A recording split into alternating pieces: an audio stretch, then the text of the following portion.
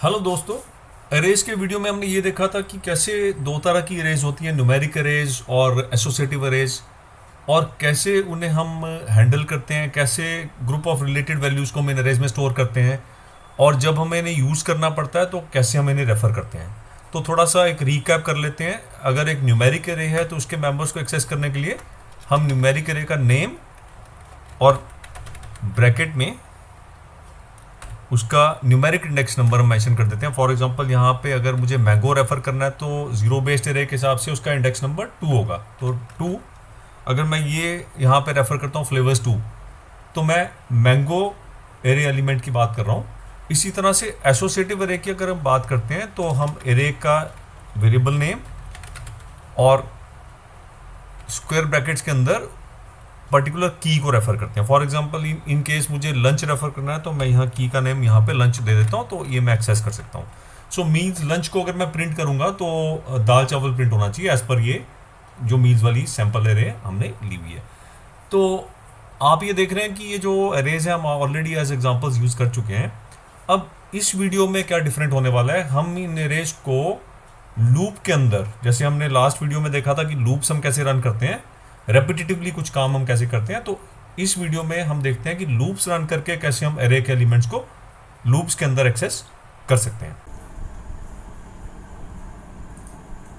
इस numeric array को handle करने के लिए हम एक फॉर लूप रन करेंगे और उसमें एक वेरिएबल इनिशियली आई वेरिएबल को 0 से स्टार्ट करेंगे और एक और वेरिएबल यहां पे लेंगे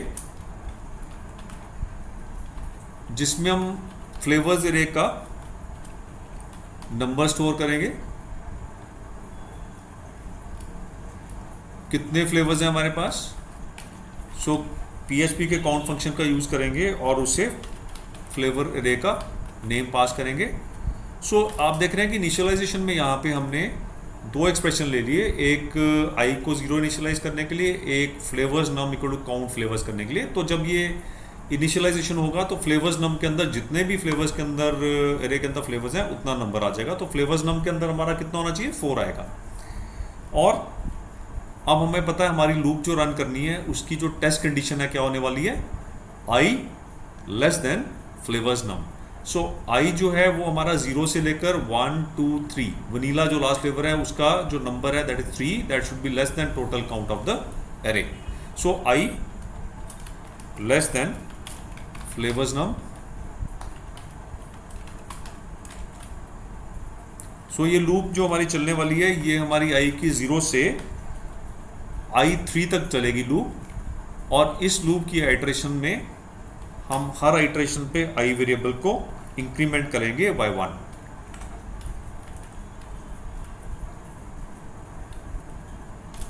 और इस लूप के अंदर हम प्रिंट करने वाले हैं अपनी फ्लेवर्स एरे का करंट एलिमेंट।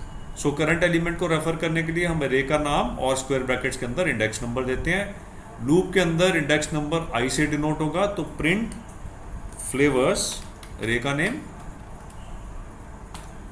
और ब्रैकेट के अंदर इंडेक्स नंबर जो कि हर आइटरेशन में चेंज होगा, इनिशियली 0 से लेकर लास्ट में 3 तक जाएगा। और एक ब्रेक टैग भी दे देते हैं ताकि जो फ्लेवर्स हैं हमारे नेक्स्ट लाइन पे प्रिंट हो।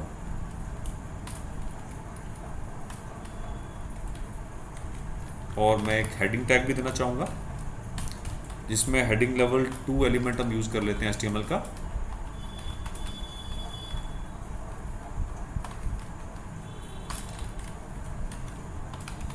और इसके अंदर हम आइसक्रीम फ्लेवर्स करके लिख देते हैं। सो जब इस कोड को हम एग्जीक्यूट करेंगे, जब इस कोड को हम रन करेंगे, तो हमारा ये स्क्रीन पे फ्लेवर्स एरे के सारे एलिमेंट्स डिफरेंट लाइंस पे प्रिंट हो जाएंगे। तो यहाँ पे हम देख रहे हैं कि जो लास्ट का इंक्रीमेंट है हमारा आइटरेशन वाला एक्सप्रेशन है, उससे पहले हमें सेमीकोलन लगाना था, वो लगा दिया हमने, और लूप को रन कर देते हैं। सो जब इस कोड को हम ब्राउज़र विंडो में देखेंगे तो सारे फ्लेवर्स हमारे लिस्ट आउट हो गए। यहाँ पे लूप के थ्रू हमने आइटरेट किया, लूप के थ्रू हमने एरे एलिमेंट्स को एक्सेस किया और उन्हें स्क्रीन पे प्रिंट किया। अब यही लूपिंग जो है, हम इस लूप के थ्रू हम एक सेलेक्ट लिस्ट के ऑप्शन एलिमेंट्स भी जनरेट कर सकते हैं, वो भी हम डेमोन्स्ट्रेट कर सकते हैं यहाँ पे। So let's try this out. So for loop ही लेने वाले हम, लेकिन अब इस फॉर लूप में हम सेलेक्ट लिस्ट के ऑप्शंस जनरेट करने वाले हैं। तो हम क्या करेंगे, स्टार्टिंग में हम सेलेक्ट लिस्ट का एक स्टार्ट टैग दे देंगे,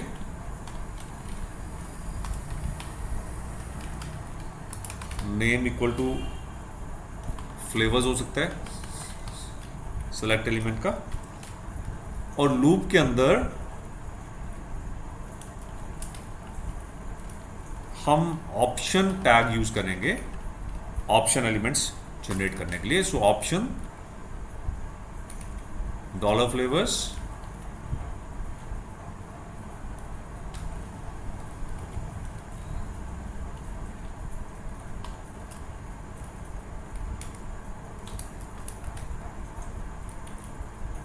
और ऑप्शन क्लोज, और एंड में हमें सेलेक्ट टैग को भी क्लोज करना है सेलेक्ट लिस्ट के लिए, सो वो भी कर देते हैं हम। अब इस कोड को रन करने के बाद मेरी एक सेलेक्ट लिस्ट जनरेट हो जाएगी HTML की, जिसके अंदर की मेरे ये एरे के एलिमेंट्स डिफरेंट ऑप्शंस की लेवल पे दिखाई देंगे, मुझे ड्रॉप डाउन में दिखाई देंगे। सो हम रन करते हैं इस कोड को। सो हम देख रहे हैं कि यहाँ पे जो एरे के एलिमेंट्स हैं वो सेलेक्ट लिस्ट के ऑप्शंस बन के हमें स्क्रीन पे नजर आ रहे हैं। अब हम बात करते हैं एक स्पेशल टाइप ऑफ लूप की, फॉर ईच लूप, जिसके थ्रू हम एरे एलिमेंट्स को इजीली आइटरेट कर सकते हैं। उसमें हमें इंडेक्स नंबर मेंशन करने की रिक्वायरमेंट नहीं होती। सो हम फॉर ईच लूप अब इस एरे पे यूज करके देखते हैं। सो फॉर ईच लूप के अंदर सबसे पहले आपको एरे का वेरिएबल नेम देना पड़ता है। सो यहाँ पे हम फ्लेवर्स दे देंगे, और उसके बाद एज कीवर्ड के बाद हमें एक डिफरेंट वेरिएबल नेम देना पड़ता है। हर आइटरेशन में जो करंट एरे का वेरिएबल होगा, करंट एरे एलिमेंट होगा, वो हमारे इस पर्टिकुलर वेरिएबल के थ्रू हम एक्सेस कर सकते हैं। सो पहली आइटरेशन में फ्लेवर वेरिएबल में हमें स्ट्रॉबेरी मिलेगा, दूसरी आइटरेशन में बनाना, तीसरी आइटरेशन में मैंगो, और फोर्थ आइटरेशन में वनीला। हमारी इस एग्जांपल है केस में। अब इस लूप के अंदर मैं एरे एलिमेंट्स को एक्सेस करने के लिए फ्लेवर वेरिएबल यूज करूंगा, जैसे मैंने आपको ऑलरेडी बताया। सो इस कोड को रन करने के लिए थोड़ा सा हम चेंज करेंगे, तो फ्लेवर वेरिएबल हम यूज करेंगे, और ये पहली लूप की तरह ही आउटपुट स्क्रीन पे हमें डिस्प्ले कर देगा। जो फर्स्ट लूप हमारे एग्जांपल में उसकी तरह ही आउटपुट स्क्रीन पे डिस्प्ले कर देगा। सो इससे पहले हम फिर से हेडिंग टैग दे देते हैं, ताकि एक अलग से ये एरिया सेग्रीगेट होके हमें रिजल्ट अलग से दिखे। सो हम देख रहे हैं कि पहला जो आइसक्रीम फ्लेवर्स था वो हमने फॉर लूप के थ्रू जनरेट किया, दूसरा जो आइसक्रीम फ्लेवर्स वाला ब्लॉक है हमने फॉर ईच लूप के थ्रू जनरेट किया। अब बात आती है एसोसिएटिव अरेज की। जब हम एसोसिएटिव अरेज को हैंडल करते हैं, तो एसोसिएटिव अरेज को हम फॉर लूप के थ्रू हैंडल नहीं कर सकते, उसके लिए हमें for each loop he use करनी पड़ती है। ये एक एग्जांपल एरे मैंने पहले के सेशन से पिक की है, जिसमें मील्स एरे है, ब्रेकफास्ट, लंच, स्नैक और डिनर, ये 4 कीज हैं जिनके अगेंस्ट उनकी वैल्यूज हमारी यहाँ पे हमें दिख रही हैं। अब इस एरे को आइटरेट करने के लिए मैं फॉर ईच लूप रन करता हूँ, और फॉर ईच लूप के अंदर एरे का नेम सबसे पहले, और उसके बाद एज कीवर्ड के बाद की वैल्यू पेयर को वेरिएबल नेम से मैं डिनोट करता हूँ यहाँ पे। सो मैं वेरिएबल नेम भी की वैल्यू ले लेता हूँ, सो एक्सेस करना और रिमेंबर करना इजी रहता है। सो की वैल्यू, अब हर आइटरेशन के अंदर की के थ्रू मैं करंट एलिमेंट का की और वैल्यू के थ्रू करंट एलिमेंट का वैल्यू मैं एक्सेस कर सकता हूँ। सो पहले आइटरेशन में ये ब्रेकफास्ट और आलू पराठा रहेगा। अब इन केस मैं ये सारी की सारी इन्फो प्रिंट करना चाहता हूँ, तो प्रिंट कमांड के थ्रू मैं ये स्क्रीन पे डिस्प्ले कर सकता हूँ। सो मैं कहता हूँ प्रिंट की, और उसके साथ मैं कुछ भी स्ट्रिंग कॉन्कैटिनेट कर सकता हूँ। फॉर एग्जांपल मैंने ग्रेटर देन साइन कॉन्कैटिनेट कर दिया, और उसके बाद वैल्यू।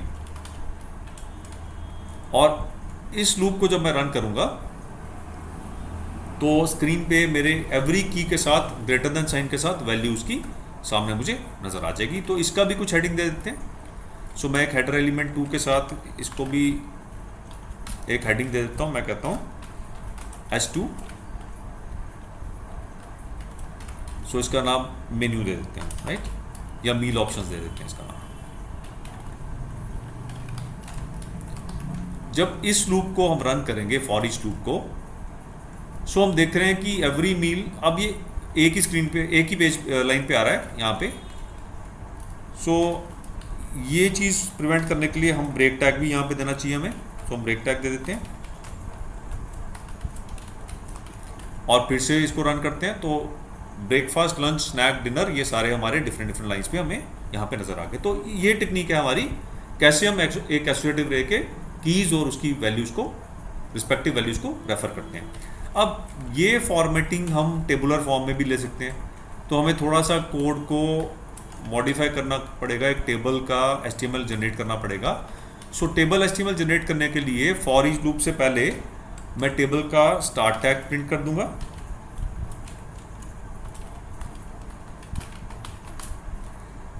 और टेबल के प्रिंट स्टेटमेंट के लिए, टेबल के रो के प्रिंट के लिए मैं tr स्टार्ट और tr क्लोज और टेबल के डिटेल के लिए td स्टार्ट और td क्लोज मैं यहाँ पे यूज़ करूँगा। सो यहाँ पे वैल्यूज़ इंटरपोलेट करने के लिए हम डबल कोट्स वाला स्ट्रिंग यूज़ कर लेते हैं और टेबल का रो स्टार्ट करते हैं, टेबल का डिटेल स्टार्ट करते हैं, की के बाद हम एक टेबल डिटेल क्लोज कर देंगे और एक नया टेबल डिटेल स्टार्ट कर देंगे और नेक्स्ट टेबल डिटेल में हम वैल्यू लेंगे और उसके बाद हम टेबल डिटेल क्लोज कर देंगे और साथ ही हम टेबल का रो भी क्लोज कर देंगे। नेक्स्ट जो हमारा मील ऑप्शन है वो हमारा नेक्स्ट टेबल रो में जनरेट होगा। सो इस तरीके से एक रो हमारा यहाँ पे जनरेट हो गया और जब आइट्रेशन होगी, जब ये लूप चलेगी, तो हर मील ऑप्शन के लिए एक डिफरेंट टेबल रो मेरा जनरेट होकर स्क्रीन पे प्रिंट हो जाएगा।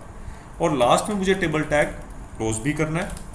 सो टेबल टैग क्लोज करने के लिए हम एक प्रिंट स्टेटमेंट लगाते हैं और क्लोजिंग टेबल टैग हम वहाँ पे दे देते हैं।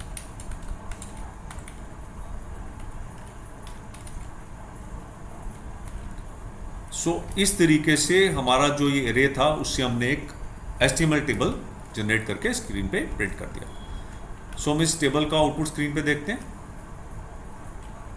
अब आपको ये अप्रिशिएट करने के लिए टेबल के बॉर्डर में नज़र नहीं आ रहे, तो थोड़ा सा हमें ट्वीक करना पड़ेगा, HTML को थोड़ा सा मॉडिफाई करना पड़ेगा। टेबल के बॉर्डर्स को व्यू करने के लिए बॉर्डर इक्वल टू 1 हमें देना पड़ेगा यहाँ पे और जब बॉर्डर इक्वल टू 1 देंगे सो टेबल का बॉर्डर हमें नज़र आ जाएगा। बाकी आपको इन केस HTML का थोड़ा सा इन्फॉर्मेशन लेना है तो आप HTML का ट्यूटोरियल हमारा देख सकते हैं जिसके अंदर टेबल्स हैंडलिंग हमने सिखाई है। अब आप यहाँ देख रहे हैं कि टेबल की जो विड्थ है वो बहुत कम है। सो हम विड्थ को भी टेम्पर यहाँ पे हैंडल कर सकते हैं। सो मैं कहता हूँ width equal to 50%। So table जो है वो स्क्रीन के 50% साइड को ऑक्यूपाई कर लेगा। तो इस तरीके से हम टेबल का हेडिंग भी दे सकते हैं, टेबल के बॉर्डर को सिंगल लाइन बॉर्डर कर सकते हैं, सेल स्पेसिंग अगर हम रिमूव कर देंगे टेबल की तो सिंगल लाइन बॉर्डर हो जाएगा। तो ये सब चीज़ें हम टेबल की मॉडिफाई करके इसको एक HTML टेबल लुक्स दे सकते हैं। तो हम CSS अप्लाई करेंगे तो टेबल की लुक्स, टेबल की जो रोज़ हैं वो भी हम ऑल्टरनेटिंग रोज़ को डिफरेंट CSS भी अप्लाई कर सकते हैं। तो इस वीडियो में आपने ये देखा कि कैसे हम एरेज को फॉर और फॉर ईच लूप के थ्रू आइटरेट करके उसके डिफरेंट एलिमेंट्स को एक्सेस करते हैं और कैसे हम एरे हैंडलिंग करते हैं। दोस्तों इस वीडियो में इतना ही, अगले वीडियो में मिलते हैं और बात करते हैं PHP फंक्शंस के बारे में। वीडियो अच्छा लगा तो लाइक बटन हिट ज़रूर करें और चैनल को सब्सक्राइब करें ताकि आपको फ्यूचर वीडियो अपडेट्स मिलते रहें। Thank you for watching.